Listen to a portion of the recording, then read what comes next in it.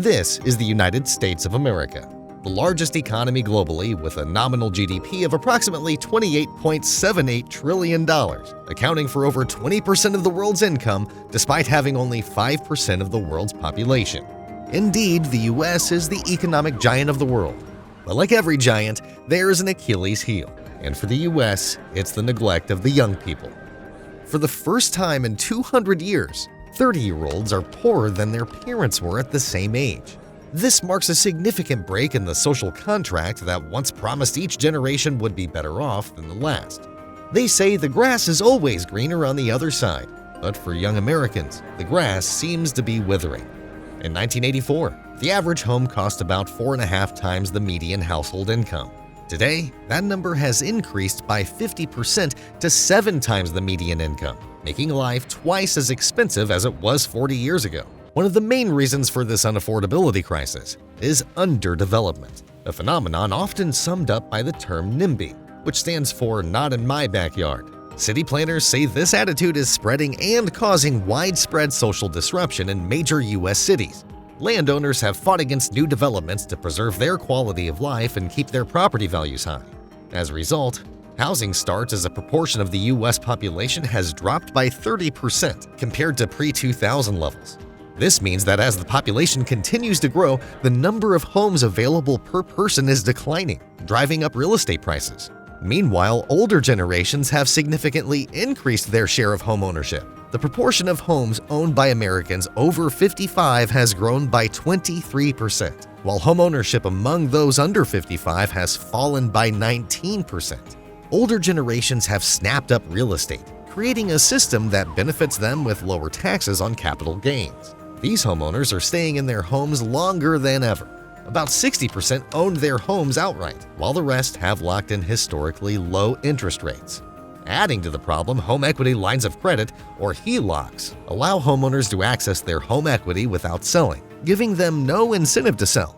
It's a classic case of the rich get richer.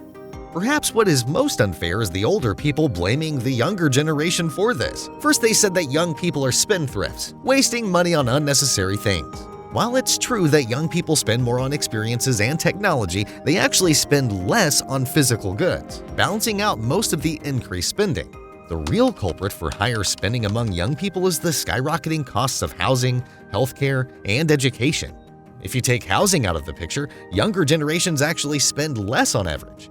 Another point they raised was that young people are unskilled and need more education.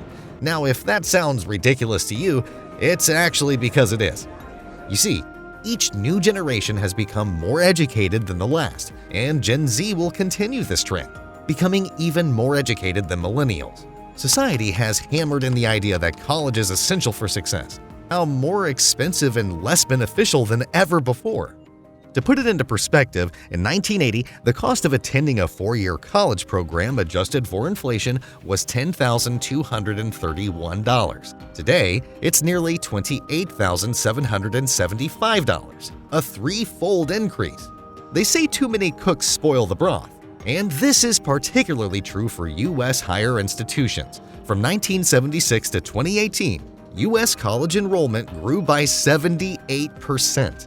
Full-time faculty grew by 50%, administration grew by 221%, and other non-administrative professionals by 240%. This means universities are spending more and more on things other than education. More admin stuff, more consultants, more fancy buildings. To make matters worse, even if you get an education, it doesn't guarantee a better life. In 1980, households with a 4-year college degree earned $30,000 per year. Today, they earn $78,000 per year, a 160% increase, quite all right. But during the same period, the cost of a 4-year education has skyrocketed from $10,231 to $28,775, a 181% increase.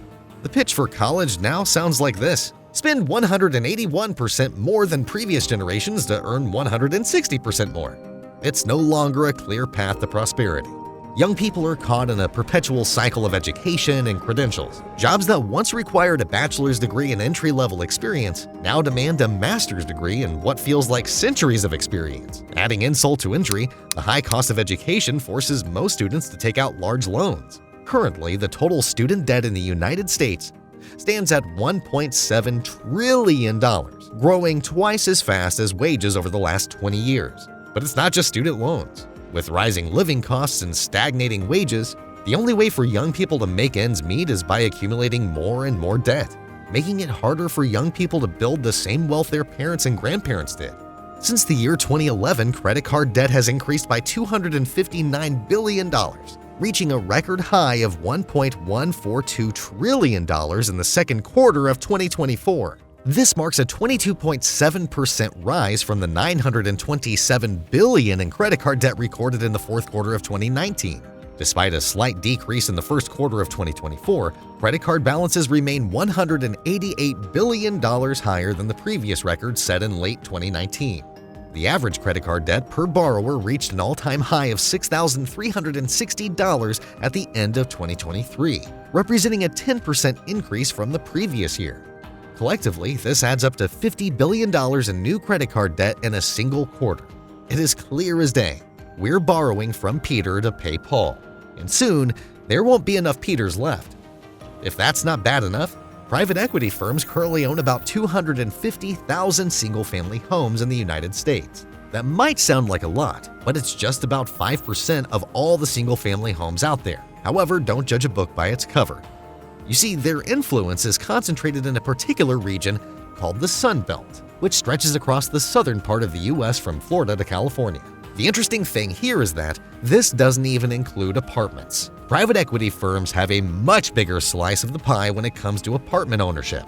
In some Sunbelt cities, private equity owns more than 50% of the rental properties. When you concentrate your power like that, you can really call the shots. From 2020 to 2023, rents for a two-bedroom house in some Sunbelt cities skyrocketed. In Atlanta, rents went up by 35%. In Tampa, they rose by 44%. And in Phoenix, they climbed to 43%. Compare that to the national average rent increase of 24%, and you can see how private equity's influence is squeezing renters. By 2038, it's projected that private equity will own 40% of the U.S. single-family home rentals, which is 8 times their current ownership. This trend could push rents even higher, making it harder for people to save up and buy their own homes. At the same time, the number of homes available for purchase would shrink, driving up home prices even further. As they say, you can't have your cake and eat it too. And in this scenario, it's the renters who are left without the cake. Meanwhile, the United States of America is experiencing a debt binge unlike anything the world has ever seen. Fiscal responsibility, once revered like an old family heirloom, seems to have been tossed out the window. Since abandoning the gold standard, politicians have discovered a new playground where they can print endless amounts of money with seemingly no consequences.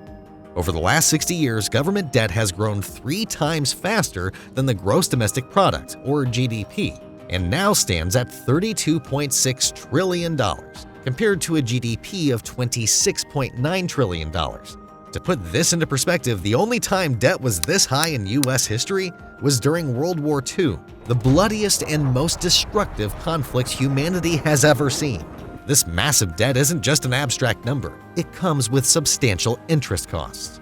Currently, the U.S. spends 15% of its annual budget on interest payments, which amounts to $600 billion. Just think about it. This sum is enough to wipe out all student debt in just 3 years. Despite this financial strain, there's no mechanism to stop the government from spending money it doesn't have. Elected officials aren't held accountable for balanced budgets. They can't even be fired for overspending. And they're not measured on the returns of invested capital. Their main focus is spending money and campaigning for votes. It's like putting a fox in charge of the henhouse. Now, $32.6 trillion might sound like an enormous figure, and it is. But what in reality, the actual debt is much larger. Let's break it down. National debt stands at $32.6 trillion. State-level debt adds another $1.5 trillion. Unfunded other post-employment benefits, or OPEB liabilities, contribute $1 trillion, and unfunded pension liabilities add a further $6 trillion. The biggest culprit of all, Social Security and Medicare, accounting for $78 trillion in additional liabilities. In total, the actual debt held by the U.S. government stands at $119.1 trillion. This figure is more than 4 times greater than the US GDP, or roughly $359,000 per American. If you are over 50, this burden will fall on the shoulders of younger generations. If we exclude those over 50, the tax burden amounts to over $550,000 per person. Surely the chickens will come home to roost, and it's the younger generations who will be left holding the bag. In a world where the deck seems increasingly stacked against them, the young generation of Americans faces skyrocketing costs, stagnant wages, and a broken promise of prosperity. The challenges are real, and the solutions are not simple. What do you think can be done to turn the tide? Drop your thoughts in the comments, and don't forget to subscribe for more deep economic analysis on issues shaping our future.